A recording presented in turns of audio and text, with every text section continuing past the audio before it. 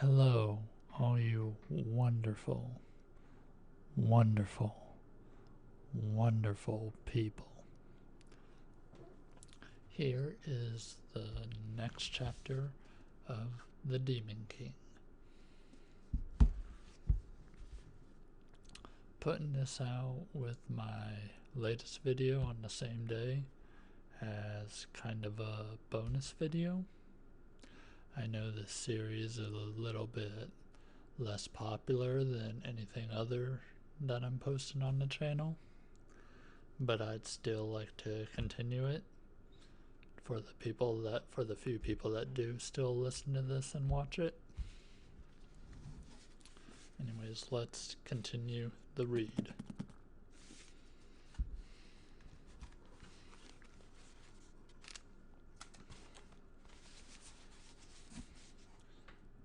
Chapter 4: A Dance of Suitors. It was late afternoon when Reza finally climbed the curving marbled staircase to the Queen's Tower. She ached all over. She was filthy and stank of smoke. Melanie was already in her bath. Reza could hear her singing and splashing as she passed by her sister's chamber at the top of the stairs. Melanie was always so damnfully cheerful. Reza had moved into the new quarters since returning from the Demonian camp. Larger, more elaborate, befitting a princess heir who was almost 16, and so a marriageable age. Originally, she'd been assigned to a suite of rooms close to the Queen's quarters, shrouded in velvet and damask and furnished with a massive canopy, cherry bedstead, and wardrobe. It felt crowded even when Reza was all by herself. Reza had begged her mother to reopen an apartment at the far end of the hall that had lain barricaded and unused through living memory. There were many closed-off apartments in Fell's March Castle, since the court was smaller than it had been, but not many in such a prime location, with easy access to the Queen. Some long-time servants said the apartments had been abandoned because its walls and windows made it cold in the winter and hot in the summer. Others said it was cursed, that it was from this very room 1,000 years ago that the Demon King had stolen Helena away, the incident that led to the breaking. In this version, Helena herself had ordered the apartment sealed, vowing never to set foot in it again. Legend had it that the ghost of Helena sometimes appeared at the window on stormy nights, hands extended, her loose hair snaking about her head, calling for Alger Waterlow. That was just silly, Reza thought. Who would wait at a window for a demon, let alone call his name? When Reza's mother finally gave in and the carpenters broke down the barricades, they found a suite of rooms frozen in time, as if the previous occupant had meant to return. The furniture was huddled under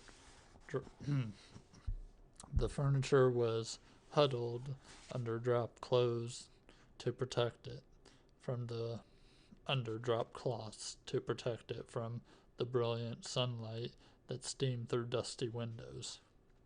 When the drapes were removed, the fabrics gleamed, surprisingly vibrant after 1,000 years. The last occupant's possessions lay as she left them. A doll dressed in an old-fashioned gown gazed out from the shelf in the corner.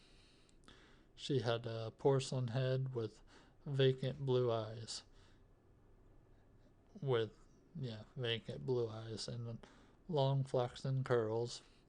Comb and brushes cluttered the dressing table, their bristles frayed by mice and crystal perfumes bottle nah, and crystal perfume bottles stood array on a silver mirror, their contents evaporated long ago.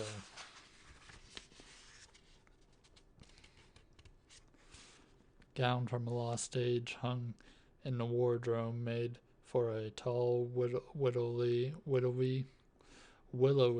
girl with a very narrow waist. Some of the fabrics crumbled under Reza's eager fingers. Carved wolves graced the stone facing of the hearth. Bookshelves lined the public rooms. More books lay piled on the stand next to the bed. The ones in the bedroom were mostly romances, stories of knights and warriors and queens written in a veiled speech with archaic phrasing. In the public rooms were shelved by biograph by yeah.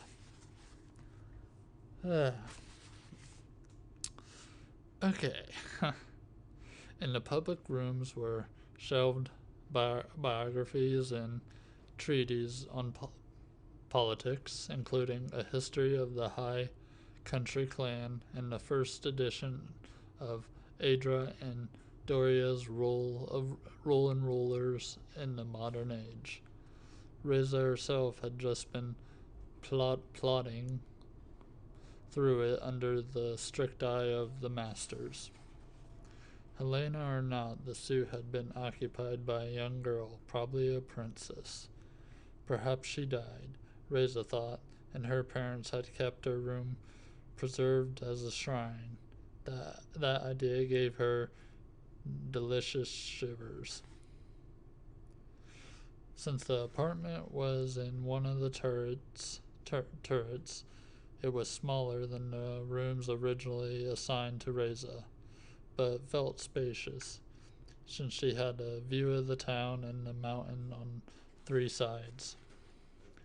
She dragged the bed into the space between the windows, and then it snowed.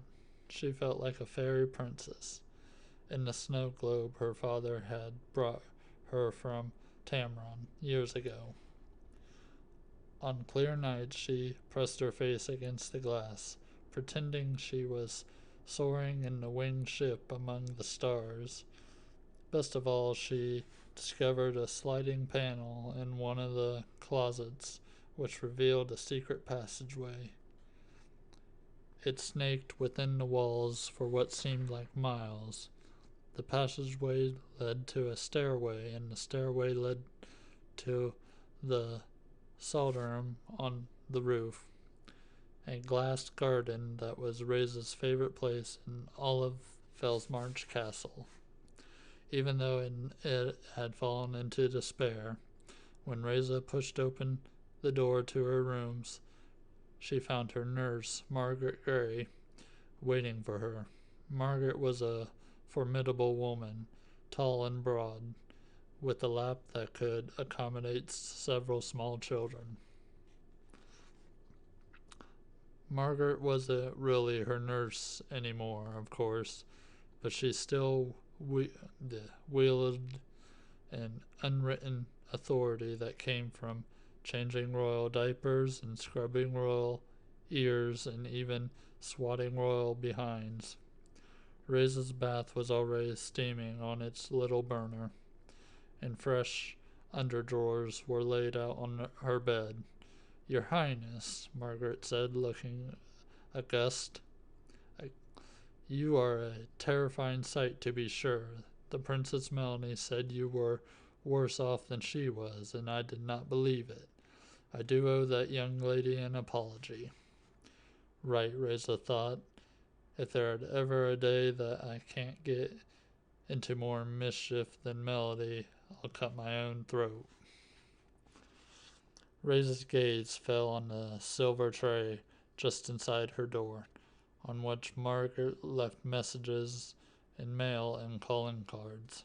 Suitors had begun buzzing around like flies on a carcass, As Reza approached her 16th name day, on any given day there would be 5 or 6 elaborate gifts of jewelry or flowers, mirrors, and vanity sets, vases, and works of art, plus a dozen engraved invitations and letters on embossed stationery, mostly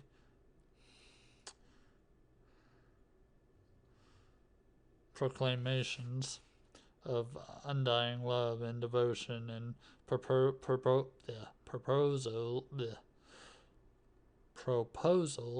that range from bland to indecent.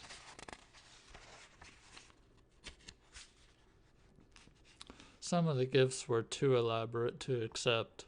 A pirate prince from across the Indio had sent a cunning model of a ship he proposed to build for her so she could sail away with him.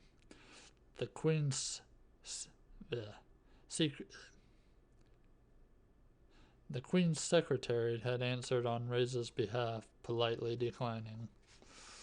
Reza kept the ship model, though. She liked to sail it on the pond in the garden.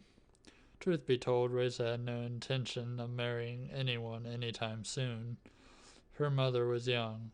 She would rule for many years yet, so there was no need to rush into the confinement of marriage. If Reza had her way, her wedding would be the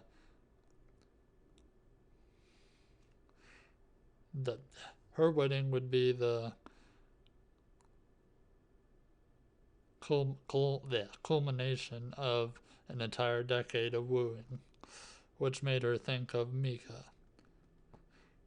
He would be at dinner. Her heart accelerated. Centered on the wooing tray was a rather plain envelope. "Who's this from?" she asked, picking it up. Margaret shrugged. "I don't know, Your Highness. It was outside your door when I came back from the midday. Now sit so I can get you out of those boots." She said those boots in a decidedly disapproving way. Reza sat down in her chair by the door, still studying the envelope while Margaret tugged at her boots. They left smears of mud and ash on the nurse's pristine white apron. Reza's name was written on the front of the note in a neat, upright hand, naggingly familiar. She tore it open and unfolded the page inside. "Reza, I'm home. Come find me. If you get this before dinner, I'll be in the usual place. Aman." "Aman's home?" Reza cried, surging to her feet, one boot off and one on. She gripped Margaret's elbow and danced her around the room. Ignoring her outraged protest, she felt rather like a tugboat towing one of the big ships in Chalkcliff's harbor. "In the name of the sainted Helena, stop, Your Highness," Margaret said, struggling for dignity, wrenching her arms free. She began pulling off Reza's jacket. "No," Reza said, twisting away. "Hang on, Margaret. I need to go find Aman. I need to find out what he—" Margaret planted herself in front of the door. "You need to get into the bath and scrub off. If he sees you in this state, you'll scare him half to death." "Margaret," Reza protested. "Come on, it's just Aman. He doesn't care about— Aman's kept this long. Aman's kept this long. He'll wait. He'll keep a little longer. Yeah. Aman's kept this long. He'll keep a little while longer. You're expected at dinner in 2 hours, and you smell like you just came out of a smoker." Still grumbling, Reza allowed herself to be stripped off the rest of her clothing and climbed into her bath.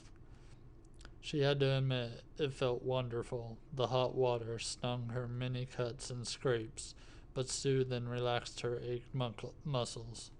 Margaret dangled Reza's charred shirts and leggings out at arm's length, wrinkling her nose. Those are going straight to rag market, she declared. Please, Margaret, Reza protested, horrified. You can't throw them away. They're the only comfortable clothes I own. Scowling, Margaret pinched them in the laundry basket. It took all the 2 hours for Margaret to make Reza what she called presentable. Margaret produced a new dress that she'd made over from one of Morena's old ones. It was a pleasant surprise, less fuzzy than the dresses Morena chose for Reza. A simple fall of emerald silk that draped her body, cut low enough at the neck to be a bit daring. Margaret coaxed. Margaret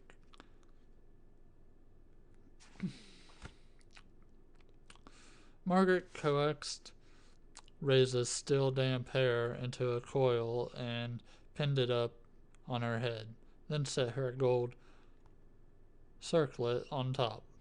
To finish, her nurse added Reza's Briar Rose necklace, a gift from her father, Averil Lightfoot. Briar Rose was her clan name. He called her Briar Rose, he said, because of her beauty and her many thorns. When Reza finally entered the dining room, it was already crowded. A string quartet turned up in one corner. Servers with trays circulated through the room, and the usual court grazers swarmed about a side table laden with cheeses, fruits, and wine. She quickly scanned the room for Armand, though she didn't really expect to see him there. Unlikely that he'd be invited to mingle with the aristocracy. Across the room, Reza saw her grandmother, Elena Domania.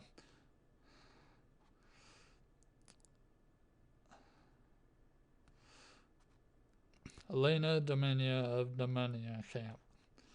She stood with a small group of other clan, wearing the elaborately embroidered robes that they reserved for special occasions. She went and took her grandmother's hand, bowing her head over them in clan fashion. Good day, Senstri Demonia, she said in clan.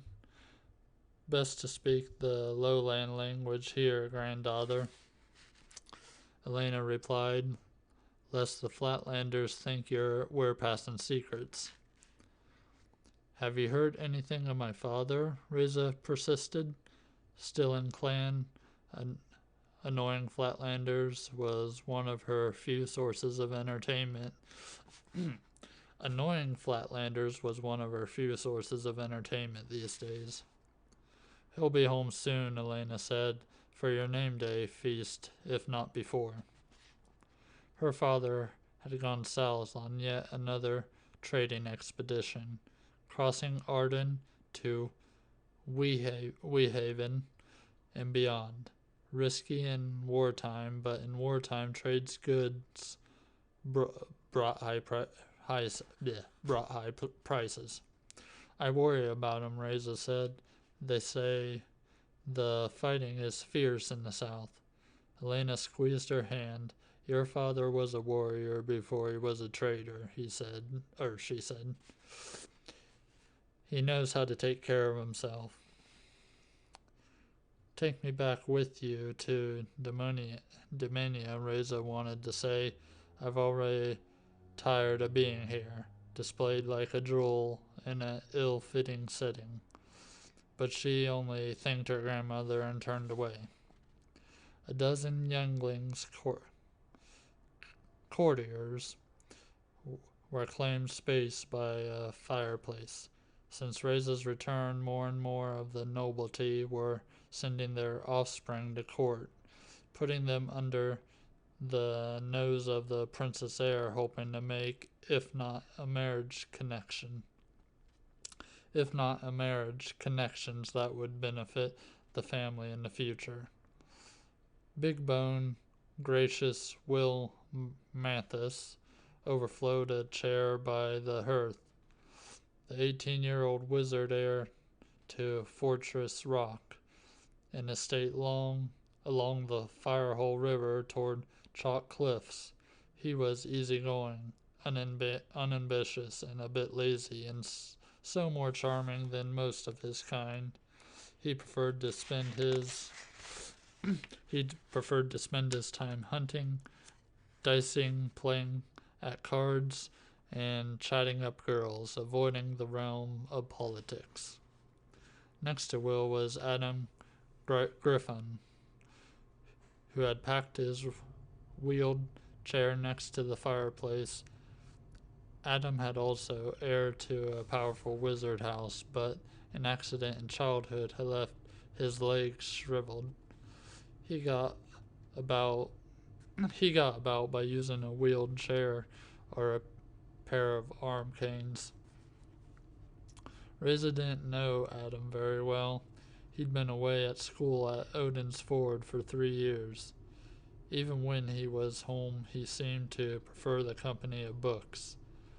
His acid tongue drove off those who might otherwise pity him. His parents must have dragged him back to court for the season. Reza's cousins, John and Melissa Hakam, were there, and Reza's sister, Melanie, whose royal status gave her standing with the older crowd. The handsome, blonde, vacant Clemeth brothers, Kip and Keith, were stuffing down cheese, laughing loudly, and nothing in particular. Their parents probably had hoped that one of the two would catch Reza's eye.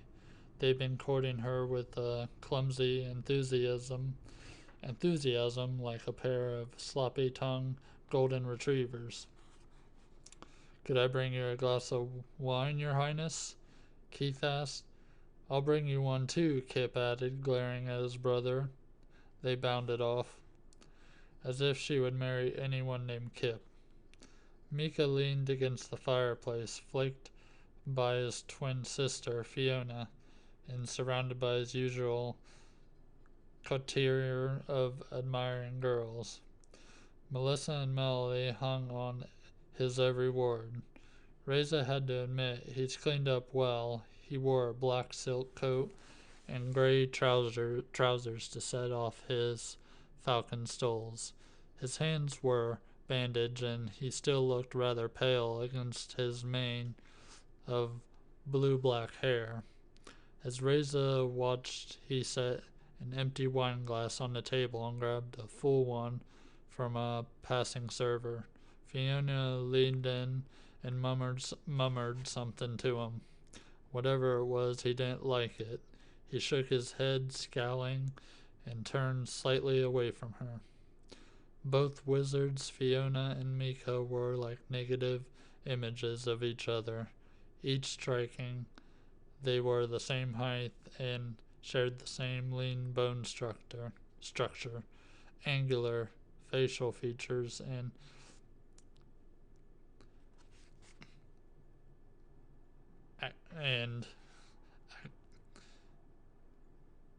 acerbic wit.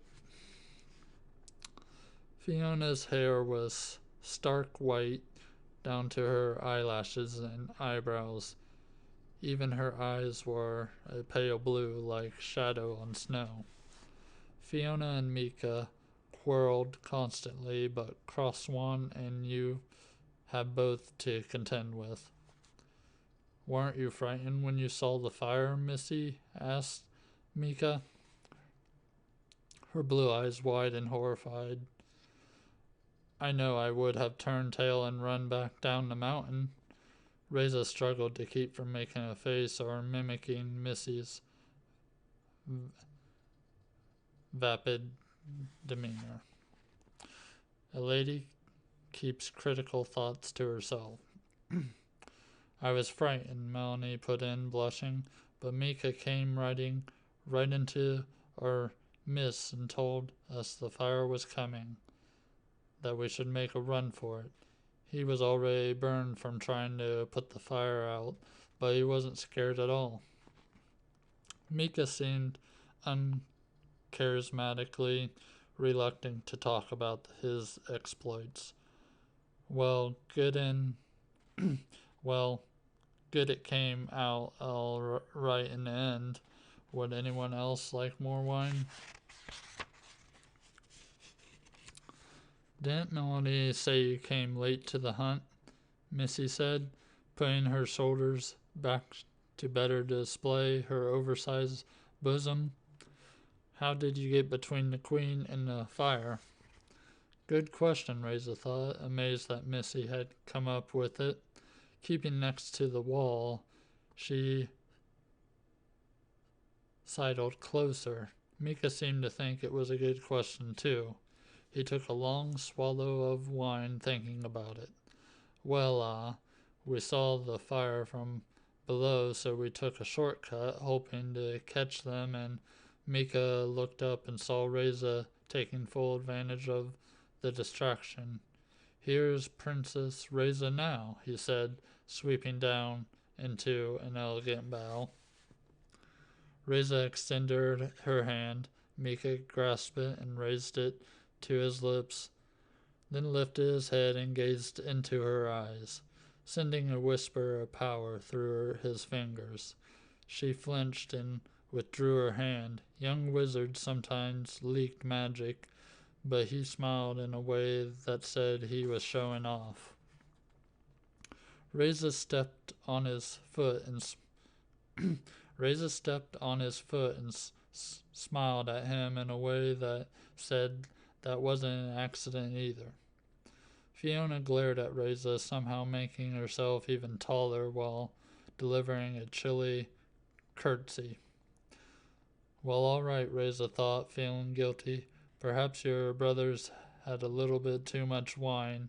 To be fair, he did save my life. He deserves to celebrate, and he's probably in some degree of pain. Mika is being too modest, Reza said in a kinda backhanded apology. The fire came on us like a downhill stampede. We were trapped in a narrow canyon with flames on all sides, and I thought for certain we would all burn to death. If not for Mika and her father and the Mander brothers, we would have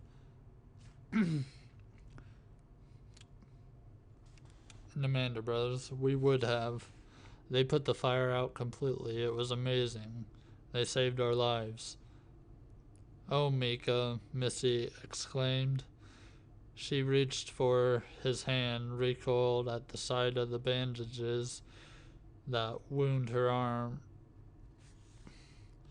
Recoiled at the sight of the bandages that wound her arms around his neck and a gaze up to his eyes. You are a hero. Mika looked flustered enough to be charming, and untangled himself as soon as he could, shooting glances at Reza. Don't worry, she thought. I'm not jealous, only annoyed with Missy. How do you suppose the fire started? Missy asked, flicking her elaborate curls back into place. It's been raining for weeks. Father thinks the clans might have had something to do with it, Mika said. They're always keen on keeping people out of the mountains. Wizards, Reza said. Wizards, Reza said. They're keen on keeping wizards out of the spirits. But the clans would never set fire to Helena. Mika inclined his head. I stand corrected, Your Highness, he said. You are familiar with their ways, and I am not. He forced a smile. It's a mystery, then. Well, I don't trust them, Missy declared, glancing about to locate the Demonian delegation before she continued. They slip around like thieves and they're always muttering to each other in that foreign language, so you never know what they're saying. And everybody knows they steal babies and replace them with demons. Don't repeat nonsense, Melissa, Raisin snapped. Children are fostered with the clans for their own good, to teach them the old ways. Besides, the clans were here first. If there's a foreign language spoken in the Fells, it's Vale speech. Of course, Your Highness, Missy said hastily. I meant no offense, but Vale speech is a more civilized tongue. We used it at court, she added, as if that settled that. The court had completed its warm-up, and now the first strains of real music floated over them. Would you care to dance, Your Highness? Mika asked. Abruptly, beyond him, the Clements were practically slapping their foreheads that they hadn't thought of at first. Will quickly offered his arm to Fiona, Lady Bear. It would be my honor. Missy scowled, having been overlooked. She glanced around for other prospects. Adam Griffin smiled crookedly. Would you care to dance, Lady Hakam? He said, making as if to swing his canes into position. Well, perhaps I'll go fetch some punch, Missy said, fleeing in the direction of the punch bowl. Too bad Missy's disability is between her ears, Reza thought. She wanted to say something to Adam, but knew he'd come back with a cutting response. Mika offered his arm, leading her to the small dance floor. She put one hand at his waist and cradled the bandaged hand carefully with the other. They circled the floor, floating on the music. Reza at court. Mika was an excellent dancer, despite his several glasses of wine and stomped on foot, but then he did everything relentlessly well. How are your hands? Reza asked. Do they hurt very much? They're all right. He seemed tense and unusually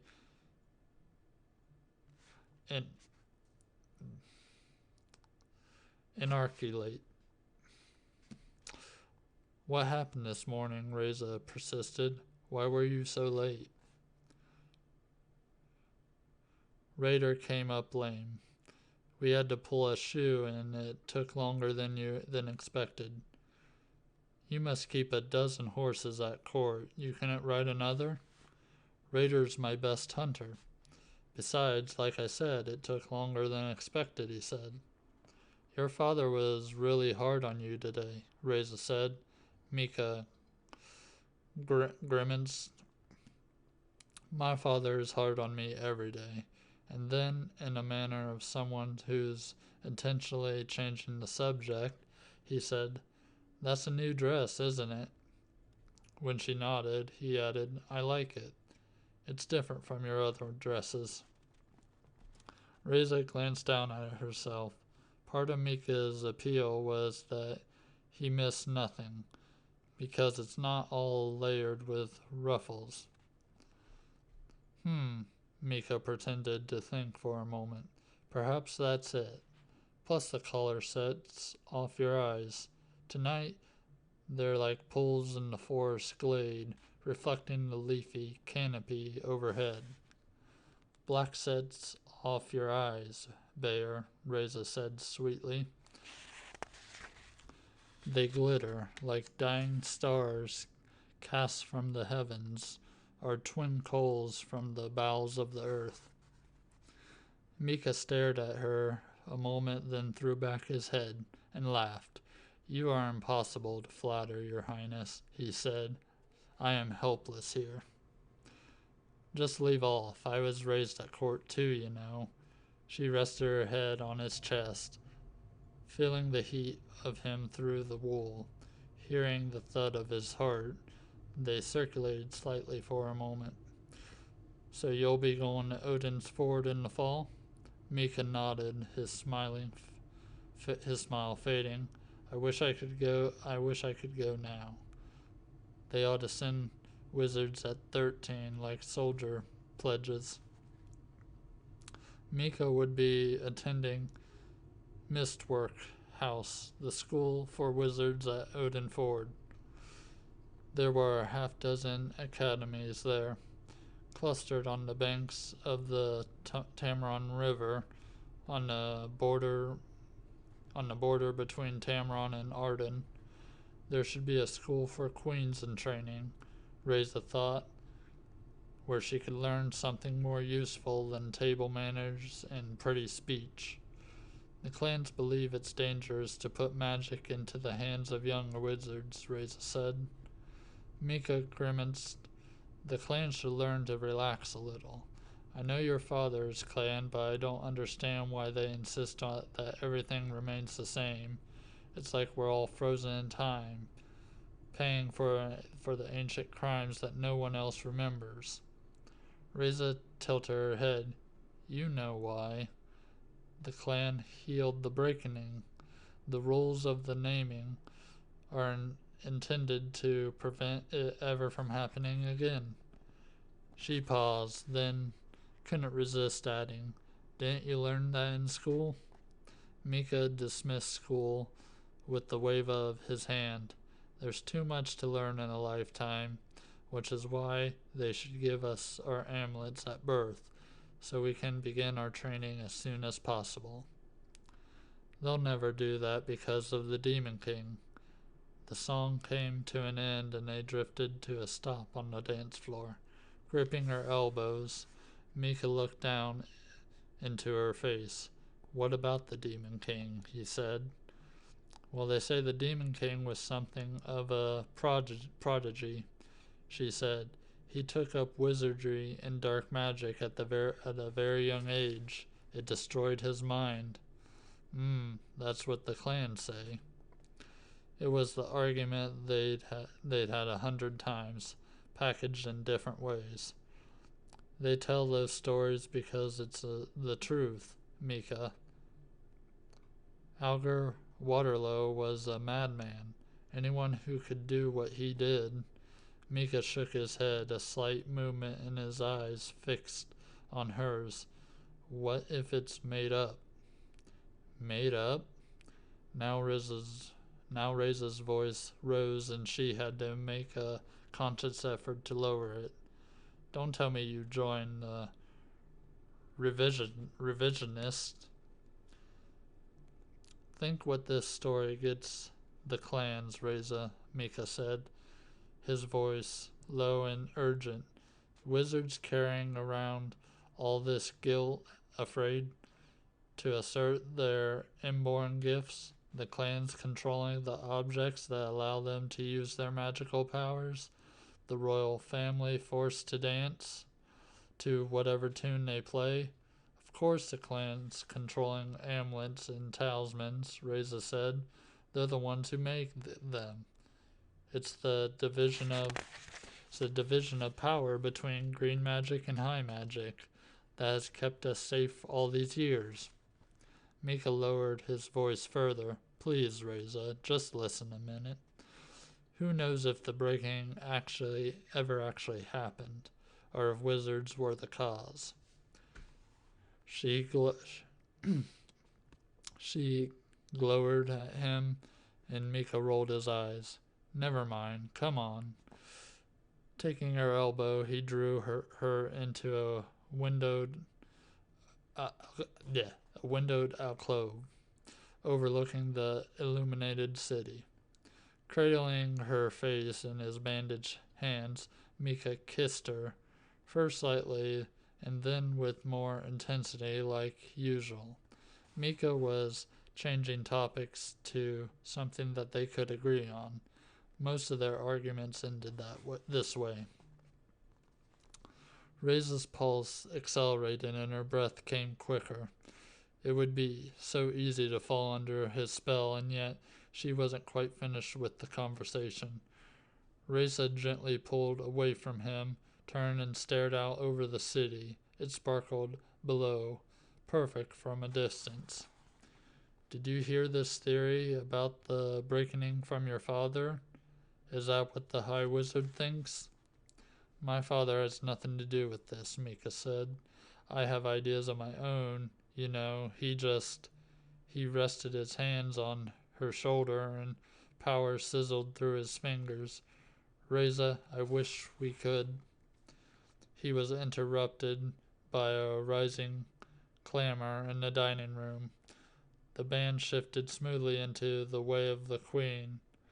Reza and Mika stepped to the doorway of the alcove in time to see Queen Morena sweep the length of the room on Gavin Bayer's arm, dancers parting before them, sinking into curtsies and bows. Behind them came the Queen's Guard. The Queen's Guard resplendent in their grey wolf livery and led by Edon Bryn. Reza scowled at the sight of her mother processing arm to arm with the handsome master of the Wizard Council. She looked over and saw Elena Demonian watching, face stony with disapproval and slight insight. Lord Bayer might be a hero, but still, tongues waged well enough to at court without encouragement. The queen turned in a swirl of skirts and faced the room. She was dressed in champagne-colored silk that added highlight to her blonde curls. Topazes glittered in her hair and on her neck, and honey-colored diamonds adorned her slender hands. She wore a lightweight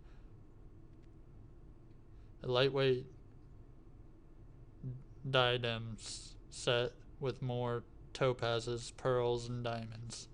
Queen Morena smiled out at the assembly. In a moment we'll go into dinner. But first we shall recognize the heroes in the hall tonight. This day, by their valor, they saved the lineage of Felian's queens. She extended her hand without looking,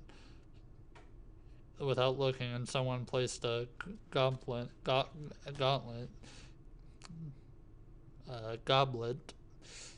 into it. When Mika Bayer, Gavin Bayer, Memphis Mander, and Arcada Mander come forward. Gavin Bayer turned gracefully and knelt in front of the queen. Mika hesitated a moment, hidden in the alcove, looking at either side as if he wished he could escape. Then he sighed and left Reza to join his father. Arcadia and Memphis came and knelt as well. Servers circulated through the crowd, distributing glasses to those who were without. Reza accepted one and stood waiting. Today these wizards saved me, the Princess Air, and the Princess Melanie from a discharged wildfire that, though the use of extraordinary and accomplished magic, I therefore toast unique and historic bond between the line of the Felsian queens and high wizardry that has long protected and sustained our realm in this time of war. The queen raised her glass, as did everyone else in the hall, and drank. Mentioned Captain Bryn raised a mouth to her mother, but Morena did not. I would also like to welcome back to court a young man who has been like a son to us. After 3 years away, he has returned for the summer and will serve us on temporary assignment to the Queen's Guard. Queen Morena smiled at the assembled soldiers, singing out one in particular, Amon Bryn. Amon Bryn, yeah. Come forward. Reza stared, amazed, as one of the tall soldiers stepped forward and knelt before the queen. Edon Bryn drew his sword and passed it to Morena. Do you, Amon Bryn, swear to protect and defend the queen, Princess Heir, and all Helena's descendants from our enemies, even to the loss of your life? My blood is yours, your majesty. This strange, tall Amon said in an unfamiliar, deep voice, it would be my honor to spill it in defense of the royal line. The queen tapped Amon on each broad shoulder in the on each broad shoulder with the flat of the blade. Rise, Corporal Bryn, and join your captain. The new corporal rose, bowed again, and backed away from the queen until he stood side by side with his father, who did not lose a smile. Reza stood transfixed, her hand at her throat. Amon's gray eyes were the same as she remembered, as was the straight black hair that flopped over his forehead. Much of the rest of him had been remade. Now the queen said, let's eat dinner. Let's into dinner. Reza had no chance to speak to Amon during dinner. She was seated at the head of the table between Mika and his father. Arcadia and Memphis sit in positions of honor on either side of the queen, and Melody on the far side. Fiona next to her. Also within speaking distance was the Demonians and Herman Vega, a wizard and court physician.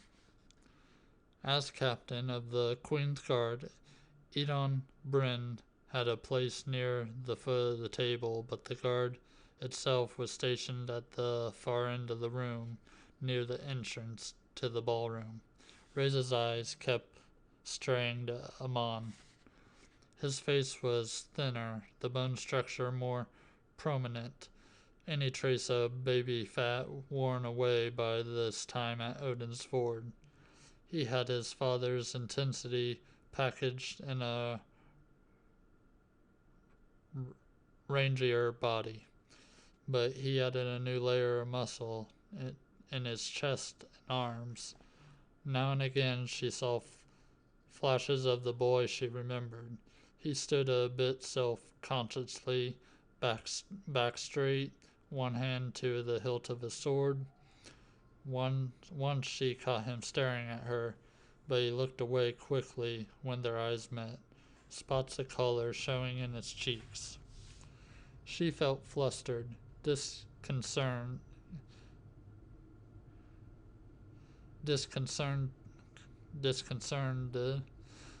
almost angry. How could Amon have turned into this other person while he was away? If they did meet, what could she possibly say to him? Sweet Leza's teeth, your tall. Your Highness. The words were spoken rather loudly, almost in her ear, and Reza jumped and turned towards Mika Bear. You've scarcely touched your food, and I feel like I'm talking to myself, he said as dessert was set before them. There was an edge to his voice that said he was irritated. I'm sorry, Reza said. I'm afraid I'm a little distracted. It's been a long day and I'm tired. She poked at her pastry, wishing she were young again and could be dismissed from the table early. It's no wonder you're weary, your Highness. After the scare this morning, Lord Bayer said, smiling, perhaps a walk in the garden after dinner would restore you. Mika would be happy to accompany you. Oh, Reza said. Well, that's very kind of you to think of me, Lord Bayer, but I really... Mika leaned in closer, speaking into Reza's ear so only she could hear. Some of us are meeting later, in the card room, in the east wing, he murmured. Should be entertaining. Please come. His hot hand closed over hers, pressing it to the table. A promise? What? Reza said distractedly. Mika's breath hissing through his teeth. You keep staring at the door as if you're eager to leave, or is it someone in particular you're looking at? Now Reza was irritated. I'll thank you to mind your own business, Soul Bear. I'll look wherever I like. Of course, Mika released her hand and jammed his fork into his dessert. It's rude is all I'm saying. Mika, Lord Bayer glared at his son, apologized to the Princess Heir. Sorry, Mika said, staring straight ahead, a muscle in his jaw working. Please forgive me, Your Highness. Reza felt hemmed in by wizards, oppressed by the tension between Mika and his father. It was quite wearing. When dinner ended, the band reassembled. They would be dancing into the small hours, relentless drinking and flirting underscored by a series of lame entertainments. In the card room awaited the dance of the would-be suitors. It was time to escape. She pressed the back of her hand against her forehead. I'm off to bed, she said. I have a nasty headache. She pushed back her chair. When Mika and Lord Bayer made as if to rise, she said, Please sit. I'd like to slip out quietly. Are you sure you're all right? Mika asked, glancing at his father, then back at Reza. Why don't I escort you back to your rooms? As if she needed help to find her way, but they'd often use that excuse to find time alone. She stood. No, you're the guest of honor. Her Majesty will be disappointed if you leave. Thank you again for everything. Queen Morena was looking at her, one eyebrow raised in inquiry. Reza shrugged and again touched her forehead, the universal sign for a headache. The queen nodded, blew her a kiss, and turned back to Memphis, who still looked thrilled and amazed to be sitting next to the queen. Reza walked the length of the dining room to the door. Hesitating, she looked back and saw the Demonius watching, a faint smile on Elena's face. As she passed between Amon and his fellow soldier, she did not look to the left or right, but muttered, the usual place. Soon as you're able.